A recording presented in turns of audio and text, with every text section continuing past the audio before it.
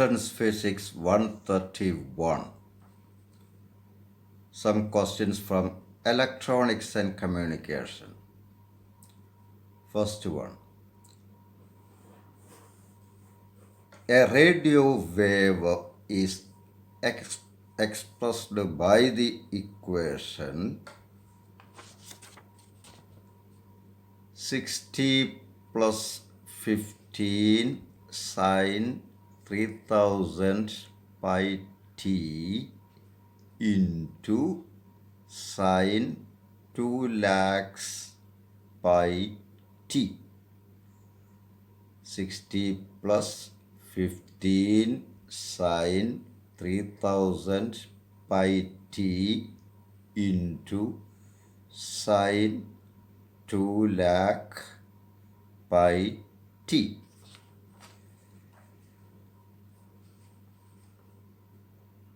This represents A. Amplitude modulated wave with percentage modulation 400. B. Amplitude modulated wave with percentage modulation 25. C. Frequency modulated wave. D. None of the above. ഇതേതായാലും വേവിൻ്റെ ഇക്വേഷനാണെന്ന് പറഞ്ഞിട്ടോ. ഇവിടെ ഇതിപ്പോൾ 2πf ഇതിനകത്ത് frequency വരുന്നുണ്ട് 2πt omega T 2πf അപ്പോൾ ഇവിടെ 1 lakh 2π into 1 lakh into T. അപ്പോൾ ഇവിടെ frequency 1 lakh hertz. ഇവിടെ ഒരു ഫ്രീക്വൻസി ഉണ്ട് 3000, അതായത് 2πയുടെ 2π ആണ് 3000 pi.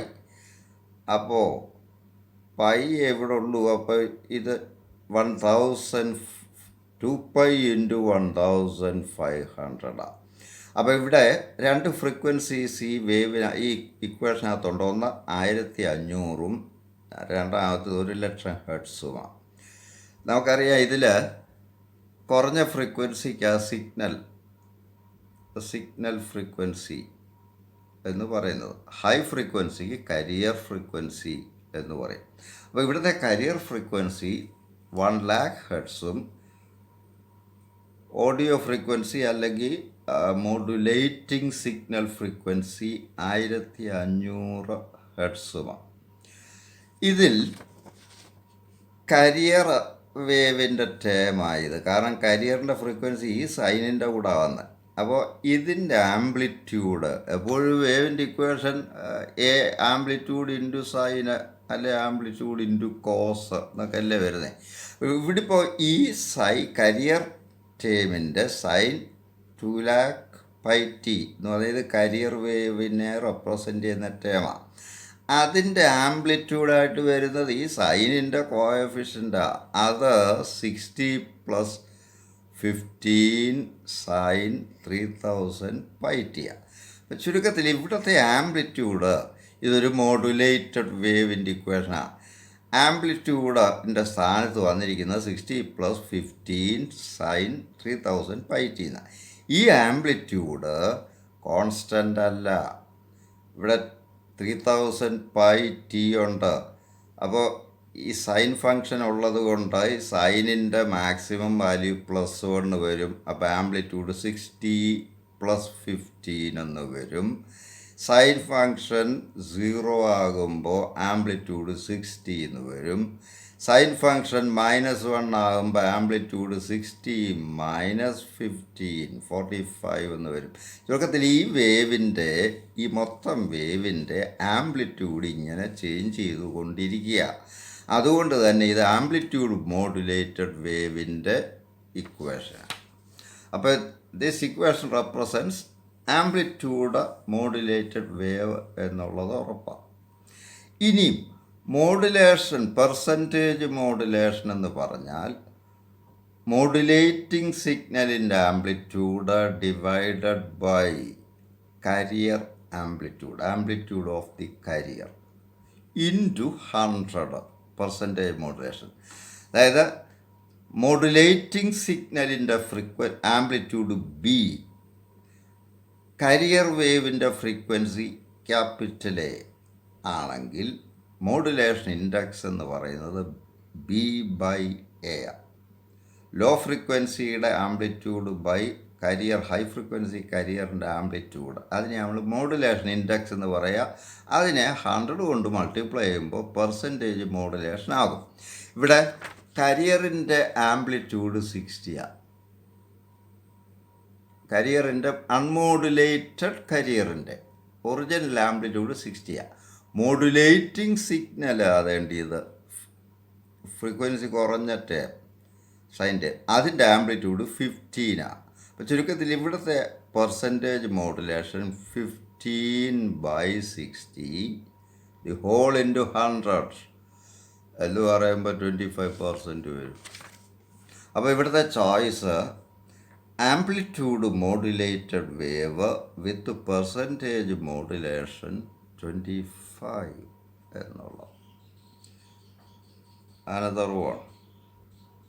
A 2000 Hz audio signal having amplitude 15 volts. Amplitude modulates a 100 kilohertz carrier wave of amplitude 25 volts. ഞാൻ ഒന്നുകൂടെ വായിക്കാം. A 2000 Hz audio signal having amplitude 15 volts. Amplitude modulates a 100 kilohertz carrier wave of amplitude 15 volts. The percentage modulation and frequencies contained in the modulated wave: A 60%, 2 kilohertz, 100 kilohertz, 98 kilohertz. B 166.67%, 100 kilohertz, 102 kilohertz, 98 kilohertz. അടുത്തത് C 60%, 100 kilohertz, 102 kilohertz, 102 kilohertz, 98 kilohertz.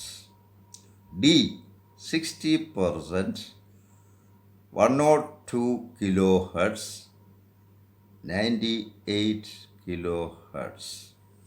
ഇവിടെ പറഞ്ഞിരിക്കുന്നത് 2000 hertz എന്ന് പറയുമ്പോൾ 2 kilohertz ഫ്രീക്വൻസിയുള്ള audio signal.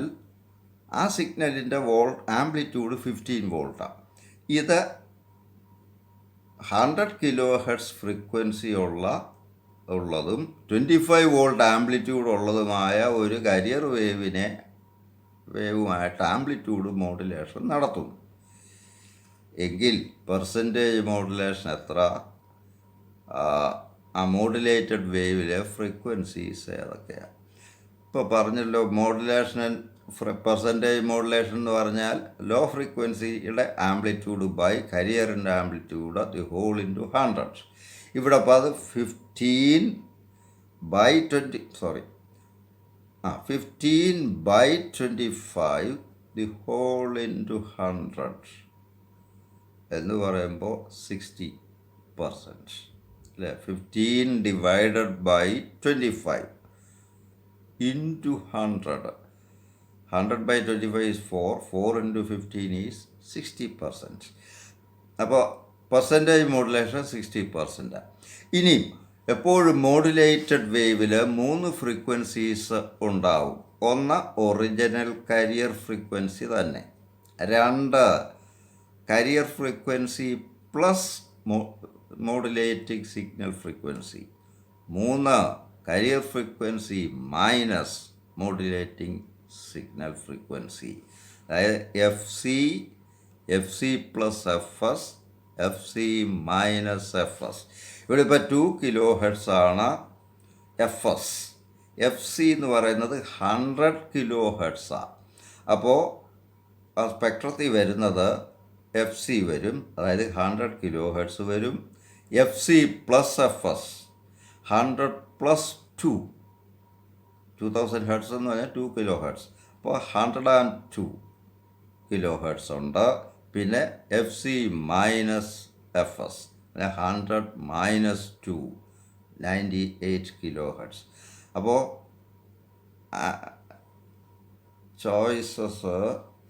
Choice കറക്റ്റായിട്ട് ഇവിടെ വരുന്നത് സിയാണ്.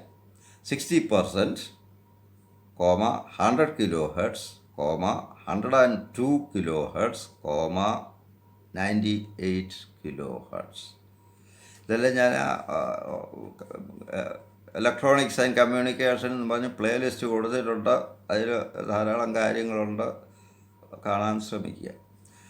അടുത്ത ചോദ്യം, how many AM stations how many amplitude modulation അല്ലെ AM capital M AM broadcast stations can be accommodated in a 100 kilohertz bandwidth if the highest modulating carrier is 5 kilohertz.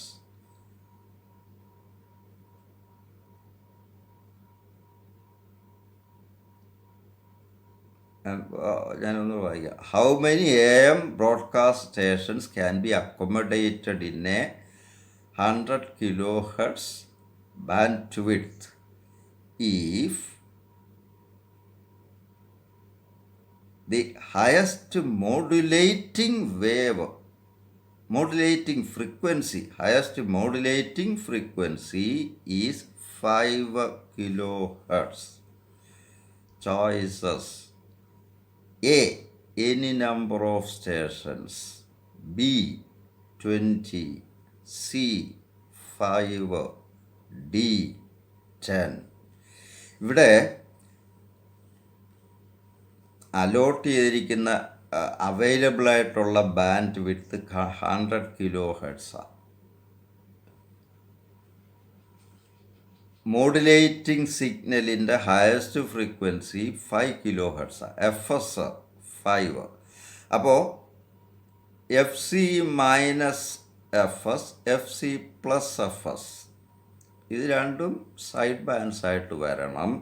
അപ്പോൾ F C plus 5, F C minus 5, F C plus 5, F C minus 5 ഇത് രണ്ടും modulated കരിയറിനകത്ത് കാണണം. അപ്പോൾ ഇത് തമ്മിലുള്ള ഡിഫറൻസാണ് ഒരു സ്റ്റേഷൻ്റെ band width എന്ന് പറയുന്നത്. അപ്പം band width of A station എന്ന് പറയുന്നത് F C plus 5 minus F C minus 5 that is 10. Available ആയിട്ടുള്ള ബാൻഡ് വിഡ്ത്ത് 100 ഒരു സ്റ്റേഷന് 10 കിലോ ഹെർട്സ് ബാൻഡ് വിഡ്ത്ത് വേണം എങ്കിൽ നമ്പർ ഓഫ് സ്റ്റേഷൻസ് പോസിബിൾ ആയിട്ടുള്ളത് 100/10 ഈക്വൽസ് 10 സ്റ്റേഷൻസ്. അപ്പോൾ 10 സ്റ്റേഷന് അലോട്ട് ചെയ്യാം എന്നാണ് ആൻസർ. ഇത്തരം പ്രോബ്ലമൊക്കെ ഞാൻ നേരത്തെ ഉള്ള പോസിങ്സ് ചെയ്തിട്ടുണ്ട്. Another one, see the circuits given and choose the correct. അത് ഞാൻ ചോയ്സ് വായിക്കാം. A, forward bias at the emitter base junction is VCC. B, bias at emitter base junction is 0. C, forward bias at emitter base junction is VCC into R2 by R1 plus R2. D. Reverse bias at emitter base junction is VCC into R2 by R1 plus R2. ഇതാണ് figure. ഇവിടെ VCC ഒരു ബാറ്ററിയുടെ positive VCC voltage ഉള്ള EMF ഉള്ളൊരു ബാറ്ററിയുടെ plus ഇവിടെ കൊടുത്തിരിക്കുന്നു, minus ഇവിടെ കൊടുത്തിരിക്കുന്നു. അപ്പോൾ ബാറ്ററി ഇത് ഗ്രൗണ്ട് എർത്ത് ചെയ്യാന്ന് പറയും. ഇവിടുത്തെ പൊട്ടൻഷ്യൽ അപ്പോൾ 0 എന്നങ്ങ് എടുക്കണം. ബാറ്ററിയുടെ ഫുൾ വോൾട്ടേജ് ഇവിടെ മാർക്ക് ചെയ്യത്തുള്ളൂ VCC. ഇത് NPN ട്രാൻസിസ്റ്ററാണ്. കാരണം ആരോ എവേ ഫ്രം ദി ബേസ്, ഇത് ബേസ് എമിറ്റർ. അപ്പോൾ NPN ആണ്. അപ്പോൾ എമിറ്റർ ബേസ് ജംഗ്ഷൻ എന്ന് പറഞ്ഞാൽ ഈ ജംഗ്ഷനാണ്. ഈ ജംഗ്ഷനിൽ NPN. അപ്പോൾ emitter N type, base P type. അപ്പോൾ ഇത് ഫോർവേഡ് ബയസ് വരണമെങ്കിൽ P സെക്ഷൻ പ്ലസ് ആയിരിക്കണം, N സെക്ഷൻ മൈനസ് ചെല്ലണം.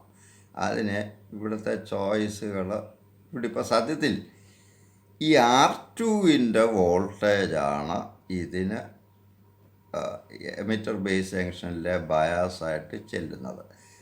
ഇത് പ്ലസ് R1ൻ്റെ ഈ എൻഡ് പ്ലസ്സാണ്, ഈ എൻഡ് മൈനസാണ്.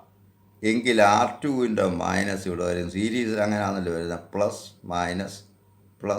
Minus and so. അപ്പോൾ ഇതിൻ്റെ പ്ലസ് മൈനസ് വരുന്നിടത്ത് ഇതിൻ്റെ പ്ലസ്സാണ് എടുക്കേണ്ടത്. അപ്പോൾ ചുരുക്കത്തിൽ P ടൈപ്പ് ഇതുകൊണ്ട് പ്ലസ് ആവുന്നു, ഈ എൻഡ് കൊണ്ട് എമിറ്റർ മൈനസ് ആകുന്നു. അപ്പോൾ ഇത് ഫോർവേഡ് ബയസാണ്. ഇനി ആ ഫോർവേഡ് ബയസ് എത്രയാണെന്നുള്ള R1 പ്ലസ് R2വിൻ്റെ മൊത്തം വോൾട്ടേജ് VCCയാണ്. എങ്കിൽ R2വിൻ്റെ വോൾട്ടേജാണ് ഇവിടെ ബയാസായിട്ട് ചെല്ലുന്നത്, ഫോർവേഡ് ബയാസായിട്ട് ചെല്ലുന്നത്. അപ്പോൾ R1 പ്ലസ് R2വിന് VCC എങ്കിൽ R2വിന് എത്ര ആയിരിക്കാം?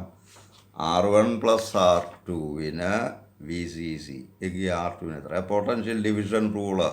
അപ്പോൾ ഇവിടുത്തെ choice സിയാണ്. Forward bias at emitter base junction is VCC into R2 by R1 plus R2. We will see the rest in the next postings. Thank you.